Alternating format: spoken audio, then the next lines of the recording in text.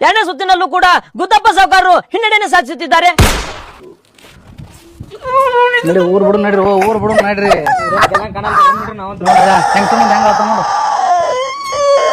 ಇನ್ನೊಂದ್ ಸುತ್ತೈತಿ ಇನ್ನೊಂದ್ ಸುತ್ತನಾಗ ಏನ್ ಉಳ್ದೈತಿ ಗಪ್ ಗಪ್ಪಿನ ಮ್ಯಾಗ ಬೇಕಾದವ್ರ ತಗೋ ತಲೆ ಮ್ಯಾಗ ಸಾವುಕಾರ ಸಮಾಧಾನ ಮಾಡ್ಕೋರಿ. ಹೆಂಗ ಸಮಾಧಾನ ಮಾಡಕ್ ಮೂರ್ ಮಂದಿ ಇಟ್ಕೊಂಡಿಲ್ಲ